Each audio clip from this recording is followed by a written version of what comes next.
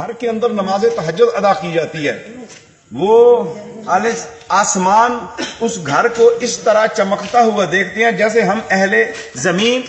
آسمان کے ستاروں کو چمکتا ہوا دیکھتے ہیں.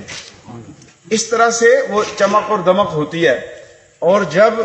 تہجد پڑھنے والا بندہ رات اٹھتا ہے، وضو کرتا ہے اور اس کے ساتھ جو ہے اس کو جو تسبیحات پڑھتا ہے وضو کی اور ذکر کے اندر رہتا ہے، اس وقت فرشتے اس کے لیے دعا مانگ رہے ہوتے ہیں. ایک اور مسئلہ بھی یہاں بیان کروں، عام وضو بھی جب ہم کرتے ہیں مسجدوں میں آپ نے دیکھا ہوگا کہ وضو کرتے ہوئے ہم بات چیت کر رہے ہوتے ہیں. جب ہم گفتگو کرتے ہیں تو ملائکہ چھوڑ دیتے ہیں. وضو کے دوران کوشش کیجئے کہ وضو کی دعائیں یاد کیجئے،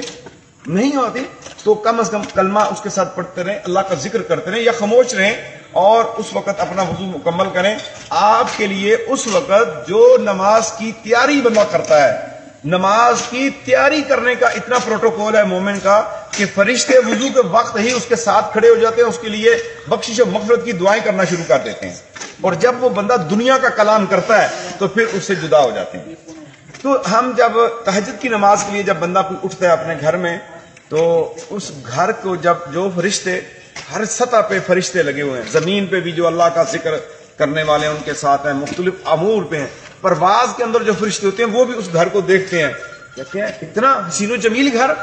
تو جو ان کا سردار ہوتا ہے وہ کہتا ہے اس گھر میں ایک بندہ ایسا جو تہجد کے لیے اٹھا ہوا ہے، ارد گرد محلہ سویا ہوا ہے، یہ اس وقت اپنے رب کی رضا کے لیے اٹھا ہوا ہے.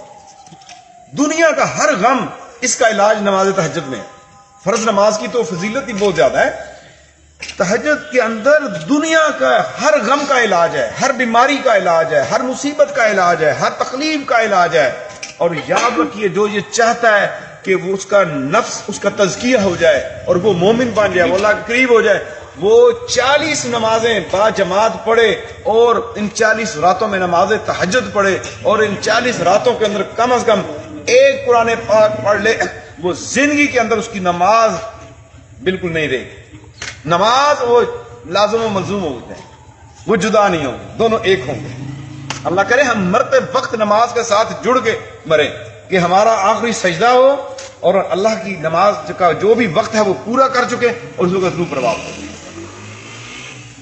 یہ ہے نزع کی کیفیت کا جو سوال تھا کہ نزع کے وقت جو ہم نے کرنا ہے، ہاں اس وقت قرآن پاک پڑھ سکتے ہیں، سورہ یاسین پڑھیں، قرآن پاک کی تلاوت کریں اور شریعت کے دائرے میں رہتے ہوئے جو ہے وہاں پہ امور سر انجام دیے جائیں تو یہ بہت زیادہ فائدے والی بات ہے. اللہ تبارک و تعالی ہمیں عمل کی توفیق عطا فرمائے.